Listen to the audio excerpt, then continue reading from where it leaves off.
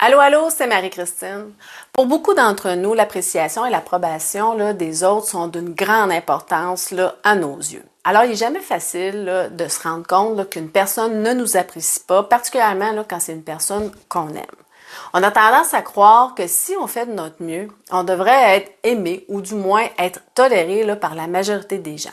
Cependant, il arrive parfois qu'une personne, parfois un ou plusieurs membres de notre famille, n'éprouvent pas de sentiments positifs à notre égard et ça peut laisser place à une certaine incompréhension et déclencher des émotions en nous particulièrement désagréables. Pourquoi ça arrive? Pourquoi elles ne nous aiment pas, ces personnes-là?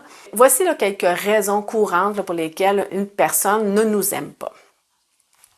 Mais juste avant, si ce n'est pas déjà fait, je t'invite à t'inscrire à mon webinaire gratuit 3 prisons émotionnelles chez l'être humain pour découvrir ce qui te bloque dans la vie et les marches vers la libération de ton moi intérieur. Le lien est juste sous la vidéo.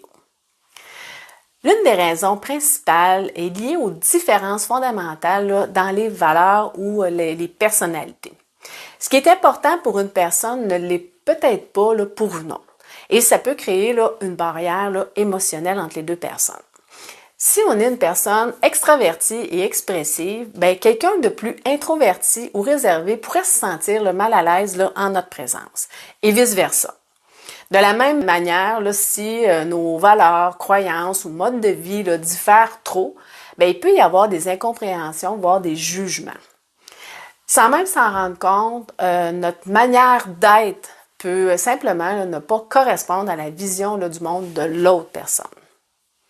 Une deuxième explication, c'est qu'un malentendu peut rapidement provoquer des reproches, des critiques et des jugements. Dans les interactions humaines, il est facile de mal interpréter les paroles, les gestes ou les intentions de quelqu'un. D'ailleurs, la communication, c'est un des plus grands défis dans les relations interpersonnelles. Par exemple, on pourrait faire une remarque humoristique, mais si elle est mal perçue, elle est mal reçue par l'autre, ça peut créer un fossé entre nous et l'autre personne. Les non-dits, les rumeurs ou la communication indirecte peuvent également alimenter une image erronée de nous. Parfois, les gens ne prennent pas la peine de vérifier ou de clarifier les faits, préférant s'appuyer sur une première impression ou sur des perceptions erronées ou des biais cognitifs.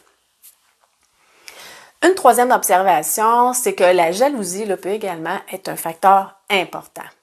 Une personne peut ressentir de l'antipathie simplement parce qu'elle nous perçoit comme une menace ou qu'elle nous envie par rapport à ce qu'on a. Ça peut être un succès professionnel, une relation amoureuse stable ou encore un trait de caractère ou un talent ou un trait dans notre apparence physique que l'autre désire. L'envie, c'est un sentiment sournois qui peut générer du ressentiment sans que la personne concernée ne s'en rende compte. Il se peut qu'on fasse rien de mal, mais que notre succès, notre bonheur soit perçu comme une compétition ou une source d'insécurité pour l'autre. Une quatrième raison, c'est qu'on porte tous en nous notre propre bagage émotionnel et les blessures du passé. Parfois, une personne peut projeter ses propres insécurités, peurs ou frustrations sur quelqu'un d'autre. Si on rappelle inconsciemment à cette personne-là une expérience douloureuse ou une personne du passé avec qui elle a eu des problèmes, elle pourrait nous traiter avec méfiance ou froideur sans que ça ait un rapport direct avec nous. C'est une réaction émotionnelle qu'on appelle du transfert qui ne repose pas sur la réalité de notre relation, mais sur des sentiments non résolus de leur côté. Une raison fréquente aussi pour laquelle une personne peut ne pas nous aimer réside dans son propre manque d'estime de soi. Lorsque quelqu'un ne s'aime pas ou lutte avec des incertitudes profondes, il devient difficile pour cette personne-là d'aimer ou d'apprécier les autres. Le manque d'amour-propre crée souvent un miroir déformant où la personne projette ses insatisfactions sur ceux qui l'entourent.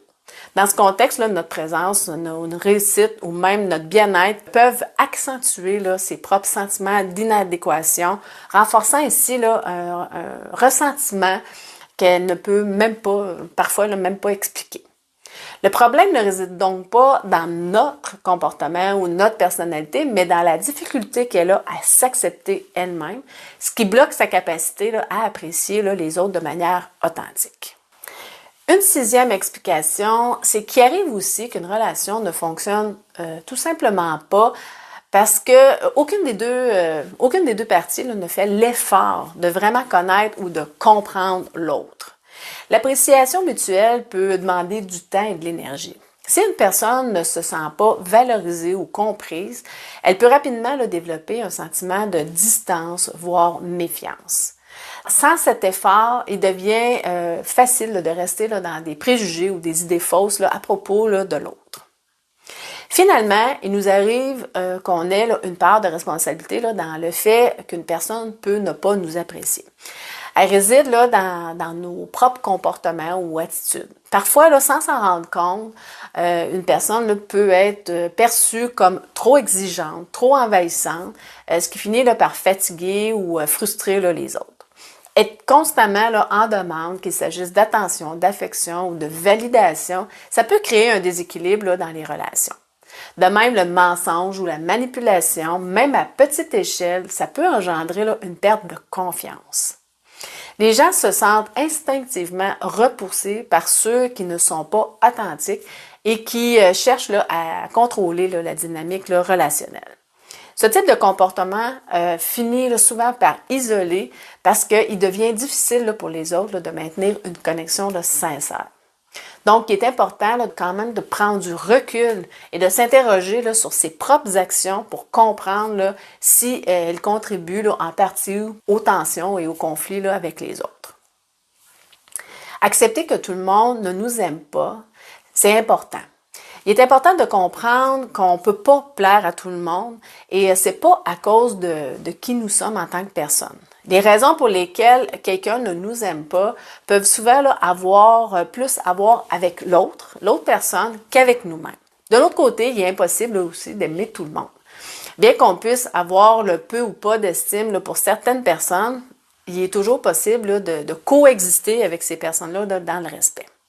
Néanmoins, il peut être aussi nécessaire de reconnaître que certains de nos comportements peuvent aussi jouer un rôle majeur dans la relation. Être trop exigeant, manquer d'authenticité ou manipuler la dynamique relationnelle, ça peut créer des tensions qui poussent les autres à s'éloigner. Plutôt que de se concentrer sur les tentatives de gagner l'affection et l'approbation de ceux qui ne nous apprécient pas, il est toujours préférable et plus sain de s'entourer de personnes qui nous acceptent tels qu'on est. Aussi, d'accepter que chaque individu soit unique avec ses propres préférences et défis et de se concentrer sur les relations qui nous apportent du soutien et de la positivité. Voilà, c'est déjà tout. Si tu as aimé le contenu de cette vidéo, je t'invite à l'aimer en cliquant sur le pouce en l'air et partage-la pour en faire profiter le plus de gens possible. Et profite-en, tant qu'à y être, à t'abonner à ma chaîne si ce n'est pas déjà fait pour ne rien manquer et profiter de plus de vidéos en développement personnel. N'oublie pas de profiter de mon webinaire gratuit « 3 prisons émotionnelles chez l'être humain » pour découvrir ce qui te bloque dans la vie et les marches vers la libération de ton moi intérieur. Le lien est juste sous la vidéo. Sur ce, je te souhaite une excellente journée. Surtout, prends soin de toi. Bye bye!